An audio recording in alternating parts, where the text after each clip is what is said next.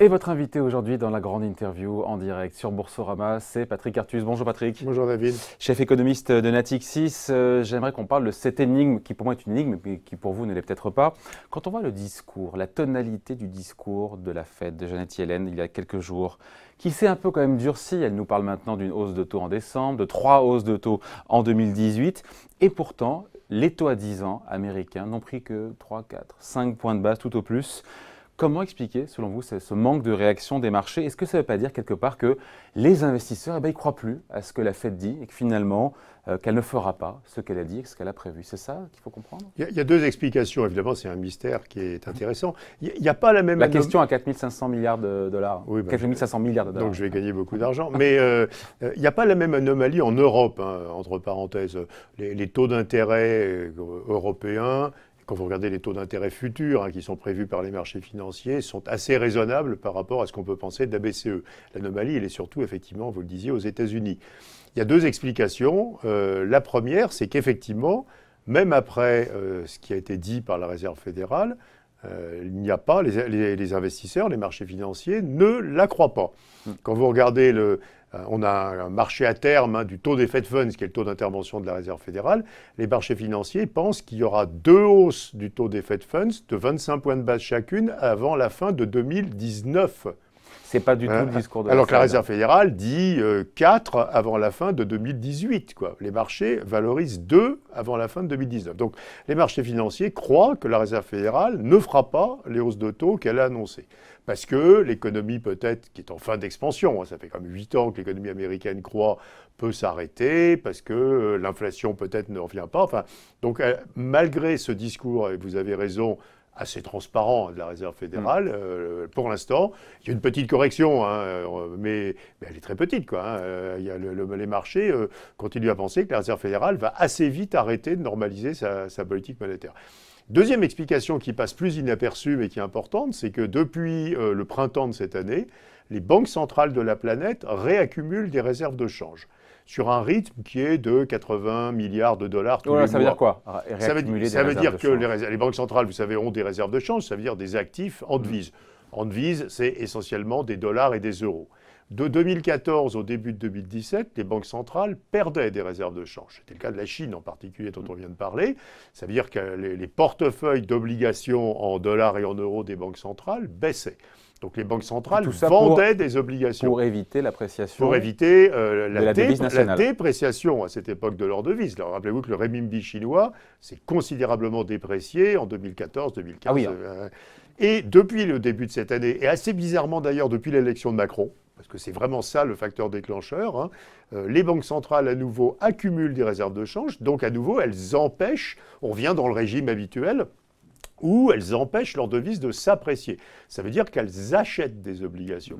Et on est passé de 100 milliards de dollars par mois de vente d'obligations à 80 milliards de dollars d'achat. Et donc en achetant des obligations, ça en fait baisser les taux d'intérêt. Ça fait 180 de différence. Rappelez-vous que le quantitative easing de la BCE, c'est 60 par mois. Donc c'est beaucoup plus gros. Donc on a un retour de la communauté. Les deux explications, Patrick, ne sont pas incompatibles. Elles peuvent se juxtaposer. Elles s'ajoutent parce qu'elles ne sont pas très corrélées quand même. Voilà, parce que là, dans un cas, on parle de la Chine, de la Russie, vous voyez.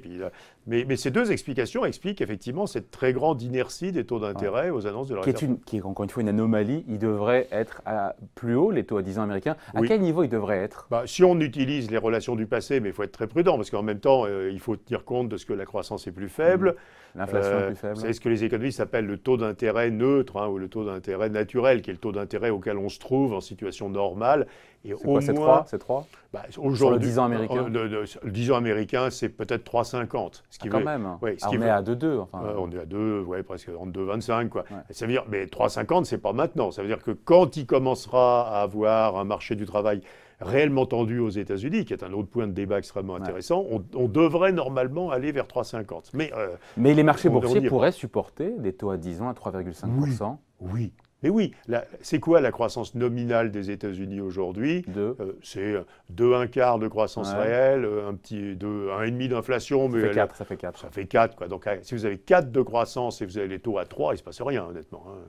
Et ça, c'est d'un point de vue économique. Moi, je parle d'un point de vue marché. Oui, mais non, mais d'un point de vue marché, c'est la même chose. Tant que les taux d'intérêt sont plus bas que les taux de croissance, les taux d'endettement spontanément diminuent. Je voudrais juste, si j'ai 5 secondes là-dessus, dire qu'il y a un autre point très intéressant qui crée aussi de la perturbation, c'est que personne ne sait exactement où en est le marché du travail aux États-Unis. On est arrivé presque à 4% de chômage, donc on se dit, bah, ça y est, on est au plein emploi. Et on a des salaires en hausse de 2,5%. Oui, les salaires mensuels ou hebdomadaires, mais le salaire trimestriel est encore en dessous de 2. Et on n'a pas d'accélération des salaires. Alors qu'on est à 4%. Énigme, encore une énigme. Non, pas vraiment une énigme. Et en fait, il revient maintenant à l'emploi des Américains qui avaient quitté le marché du travail. Pour parler techniquement, le taux de participation augmente. Et donc tant qu'on ramène à l'emploi des Américains qui avaient quitté le marché du travail, bah, le marché du travail, en réalité, il n'est pas tendu. C'est-à-dire qu'il y a plein de chômage déguisé, en réalité, aux États-Unis. Il y a plein de gens qui ne sont pas enregistrés comme chômeurs, mais qui peuvent reprendre un travail. Et donc, tant qu'on n'a pas purgé le chômage déguisé, en réalité, il n'y a pas d'accélération de l'inflation. Combien de temps ça peut prendre de purger le chômage personne n'en déguisé ? sait rien. Parce que la grande incertitude, c'est l'employabilité de beaucoup d'Américains. Il y a les travaux, vous savez, d'Angus Deaton, qui a eu le prix Nobel en 2015, sur la situation de la classe moyenne et des gens d'âge moyen aux États-Unis qui sont épouvantables. Ils disent qu'il y a des gros problèmes d'alcool, de drogue, de santé, qui fait que sans doute beaucoup d'Américains ne sont plus employables. N'empêche qu'aujourd'hui, on voit revenir à l'emploi 100 000 Américains tous les mois qui n'étaient pas chômeurs, et pas comptés comme chômeurs. Et donc, tant que ce flux se produit, d'une part, la croissance est assez forte, et d'autre part, il n'y a pas de tension sur le marché du travail, que si je suis employeur, je peux embaucher, quoi. Alors, dans ces cas-là, pourquoi est-ce que s'il n'y a pas de tension, pourquoi est-ce que la Fed s'arc-boute, et même la BCE, sur une stratégie justement d'une inflation à 2%? Ça fait des années qu'on ne voit plus d'inflation à 2%. Inflation qui d'ailleurs est un mystère. Elle a employé le mot. Janet Yellen, elle a dit c'est un mystère. Si, lors de sa conférence de presse pour la Fed. Elle a dit aussi c'est dû à des facteurs exceptionnels qui vont disparaître. Donc elle dit tout et son contraire. Est-ce qu'il faut changer de baromètre? Est-ce que finalement, la boussole des banques centrales, cette inflation à 2%, il faut la remettre en cause, même si on en discute, mais ils ne sont pas prêts du tout à entendre ça, j'imagine. Ce qui se passe, c'est qu'aujourd'hui, les deux banques centrales, il y a eu des déclarations de la BCE aussi très intéressantes là-dessus, ont un scénario qui est ça met beaucoup plus de temps que d'habitude de revenir à 2%, mais on va y revenir. C'est-à-dire qu'en fait, je reviens sur le point qui est central sur le marché du travail. Il y a des mécanismes nouveaux sur le marché du travail. Tout le monde travaille d'ailleurs sur des mesures différentes du sous-emploi, qui ne soient pas le chômage. Par exemple, vous savez, il y a une mesure, alors elle porte un doux nom poétique, ça s'appelle U6. U6, c'est la mesure du chômage, mais au sens large. Donc c'est tous les individus dont on pense que normalement ils devraient avoir un emploi, qui n'en ont pas un. Ceux qui sont à temps partiel subi. Qui sont à temps très partiel subi, voilà. En Europe, c'est 18% de la population active. Les Américains, ils sont à 10. Hein. Ils sont à 8. 8. Ils sont à 8. Mais en Europe, c'est 18. Le taux de chômage est à 9. Donc on a autant de gens qui sont dans ce chômage déguisé que de vrais chômeurs, entre guillemets, enfin chômeurs enregistrés. Et donc ça veut dire que probablement le vrai degré de sous-emploi et des États-Unis et de l'Europe est beaucoup plus élevé que le degré mesuré. Ce qui explique qu'il n'y ait pas de tension sur les salaires. Ce qui explique que les salaires mettent beaucoup plus. Mais la théorie de la BCE comme de la Réserve fédérale, c'est on va quand même aussi résorber le sous-emploi caché. Et donc à la fin, donc les Américains disent en 2018 et les Européens en 2020, l'inflation va revenir au-dessus de 2. Donc pas de raison de changer de boussole. Donc il n'y a pas de raison de ne pas normaliser les politiques monétaires. Et évidemment, l'hypothèse alternative, c'est que malgré tout, même au vrai plein emploi, l'inflation sera toujours en dessous de 2. Et ça, c'est votre sentiment? Alors je pense que non aux États-Unis. Je pense qu'on va être au-dessus de 2 aux États-Unis. Parce que d'abord, l'inflation, si on prend le sous-jacent en enlevant le pétrole, etc., on est à 1,7. Donc on n'est pas loin. On n'est quand même pas si loin. On est à 1,4 là, mais il y a des trucs très bizarres. On va revenir à 1,7. Donc on n'est pas trop loin. En Europe, c'est possible. En Europe, c'est possible que même au vrai, à nouveau sous-emploi, ça veut dire qu'avant que la BCE, encore une fois, réaugmente ses taux, c'est pas le scénario de la BCE. Le scénario de la BCE, c'est soyons patients, mais l'inflation revient, même si plus faiblement que dans le passé. Et donc, si l'inflation revient en 2020, en 2019, il faut monter les taux. Et pour monter les taux en 2019, il faut enlever le quantitative easing en 2018. Voilà, donc le truc est assez simple. C'est ce qu'ils vont faire d'ailleurs. Mais qu'est-ce qui se passe si on réalise dans un an que même en 2020, on sera toujours en dessous de 2 ? Et que c'est structurel, c'est-à-dire que ce n'est pas la patience, c'est simplement que les marchés du travail fonctionnent aujourd'hui d'une manière avec les nouvelles technologies, etc. Le e-commerce, tous ces trucs-là font que l'inflation d'équilibre, c'est 1,7 et ce n'est pas 2,5. Qu'est-ce qu'ils font ? Ils vont continuer avec des taux bas. C'est pas sûr. C'est pas sûr, parce que la seule réaction raisonnable, si ceci se produit, c'est de changer d'objectif. Ouais. Pas de changer le niveau de l'objectif d'inflation, parce que ça Ils n'en sont pas encore là, les banquiers centraux en Europe. Non, parce qu'à nouveau, la théorie... Benoît Cœuré, je crois, a fait une interview assez longue qui était très intéressante sur ce point, en disant ça va se produire, mais il va falloir attendre 2020. Quoi. Et donc on est bien dans le scénario, c'est très très lent, il y a ce chômage déguisé qui repousse les choses, mais ça va se produire. Si ça ne se produit pas, le monde est très différent. Et probablement, il faut à ce moment-là réfléchir effectivement à d'autres objectifs, ou à une combinaison d'autres objectifs. Ouais, comme le taux de chômage. Comme le taux de chômage. On entend aussi souvent les marchés actions ou les prix de l'immobilier. Ouais, en quoi est-ce qu'une banque centrale est qualifiée pour dire c'est bon niveau de prix dans l'immobilier ou sur les marchés actions sur les prix des biens. Non, mais et en plus, une banque centrale contrôle beaucoup plus facilement les prix de l'immobilier que les prix des biens. Le prix de l'immobilier, c'est directement les taux d'intérêt. J'entendais Xavier Timbaud dire que les prix de l'immobilier en Chine étaient... c'est pas vrai du tout. Les prix de l'immobilier en Chine, depuis un an, ils augmentent entre 0 et 3% par an parce que la Banque centrale a serré. On est passé très très vite de 15 à 2. Quoi, hein. Donc les prix de l'immobilier sont une variable qui est très contrôlable par les banques centrales. Il suffit de serrer le crédit, quoi, hein, et ça marche assez bien. Donc il n'y a pas de problème de contrôlabilité de l'immobilier, des prix de l'immobilier. Bon, un mot pour clore sur les banques centrales. Est-ce que les marchés actions peuvent se passer ou pas, encore une fois, des banques centrales? Ça fait 10 ans presque les marchés actions montent grâce à tout cet argent injecté dans les circuits financiers. Honnêtement, les investisseurs en actions sont des gens raisonnables, et plus en Europe qu'aux États-Unis. Le PER hein, qu'on calcule sur les profits de 2018, aujourd'hui en Europe, il est à 15,5, ce qui est un poil au-dessus de la moyenne historique, mais la moyenne historique est tirée par le bas, vers le bas par les crises. Donc il n'y a pas du tout de surévaluation du marché des actions en Europe, malgré les taux d'intérêt très bas. Donc les investisseurs en actions sont même surprenamment sérieux, je dirais, en Europe. Et peut-être même pas très optimistes en réalité, parce que quand vous cumulez les taux d'intérêt bas, la reprise des résultats, les résultats sur l'Eurostoxx, hein, les bénéfices par action, vont augmenter probablement de 12% cette année. Hein. Le fait que les non-résidents achètent des montagnes d'actions européennes, c'est l'effet Macron aussi là. Depuis l'élection d'Emmanuel Macron, on a vu une arrivée incroyable de non-résidents sur le marché des actions européennes. Et avec tout ça empilé, on a une valorisation des actions qui est très modeste en réalité. Donc le CAC 40 en a encore sous le pied, notamment quand on voit qu'en 2017, on devrait avoir 100 milliards d'euros de profit. Moi, ce qui me surprend, c'est qu'il ne soit pas plus haut. Et donc, il faut se poser la question, alors qu'on voit les non-résidents acheter. Ça veut dire que les investisseurs en actions domestiques sont très prudents. Alors, pourquoi est-ce que le CAC 40 n'est pas plus haut? Parce que les investisseurs en actions domestiques sont très prudents. Et donc, il y a deux explications. La première, c'est qu'ils sont très prudents pour des raisons de fond. Ils se disent que ce supplément de croissance en Europe, il va s'arrêter et que les problèmes structurels n'ont pas été réglés vraiment.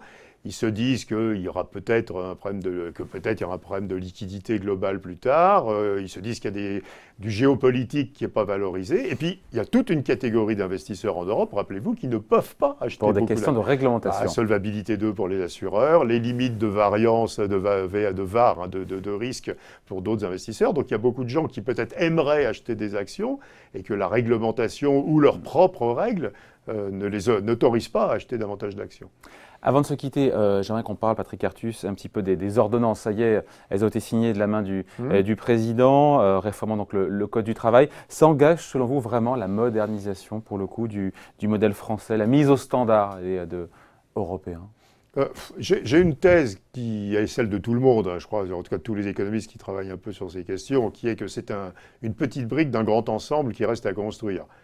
Je pense que, effectivement, ce que vous avez réglé là, en partie, c'est une certaine défiance des entreprises, puisque vous avez réduit l'incertitude pour les entreprises, hein, c'est les barèmes pour les indemnités de licenciement. Et vous avez, dans une certaine mesure aussi, rapproché la formation des salaires, les règles du marché du travail de l'économie, de la situation, soit des branches, soit des entreprises, suivant les cas. Hein.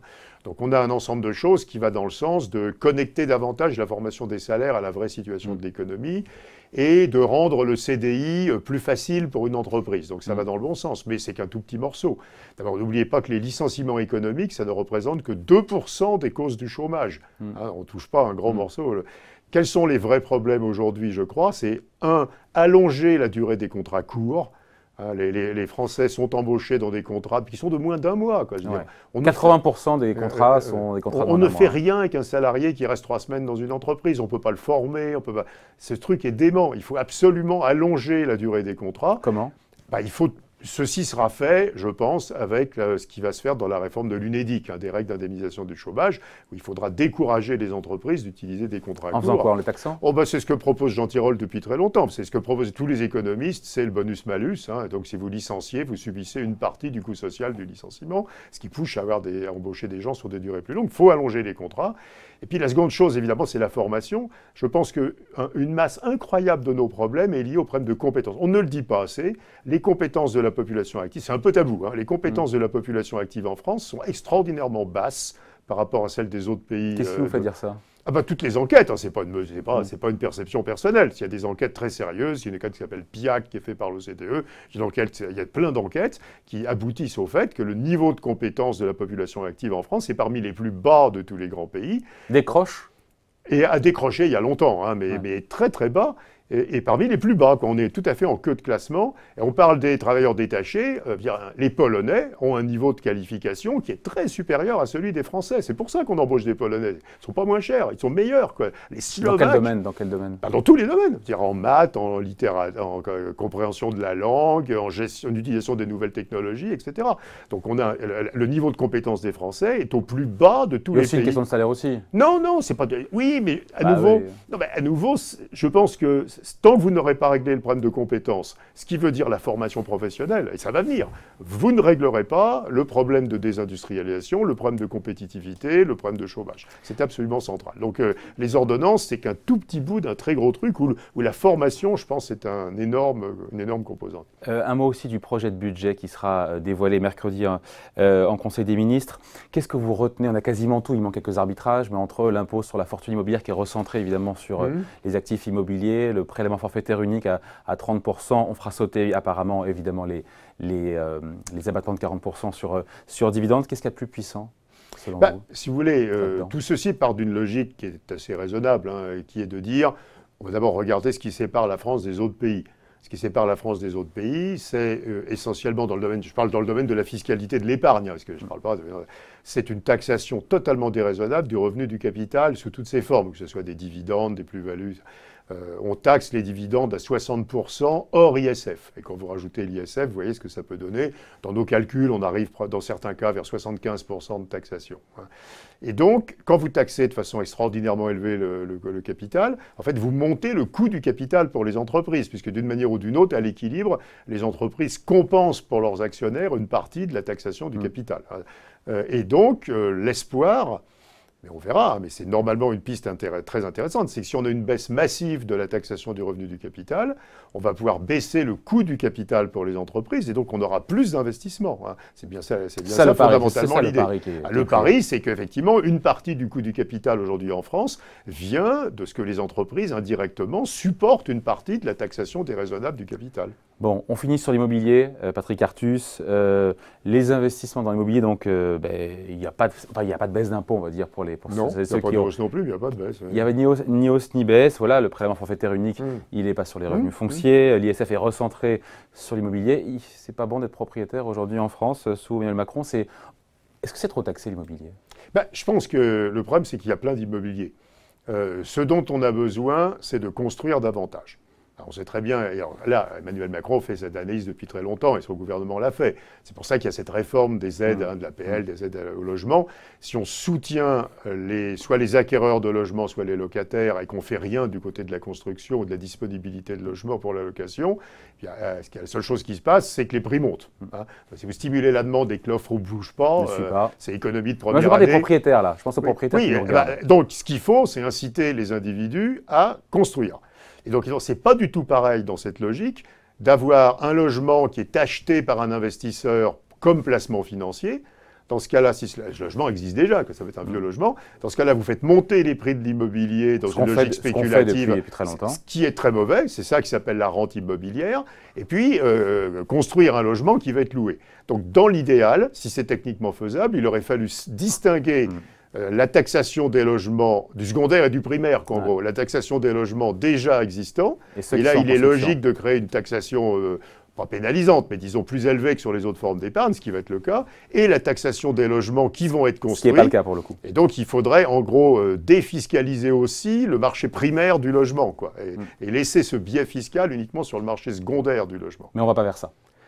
Je ne connais pas tous les détails. Il y a peut-être une difficulté technique, fiscale, mais c'est quelque chose qui n'a pas été du tout mis en place, évidemment. Bon, voilà, merci à vous. Merci pour ces explications, ces commentaires. Tout ça est signé Patrick Artus, chef économiste de Natixis. Merci Patrick. Merci David.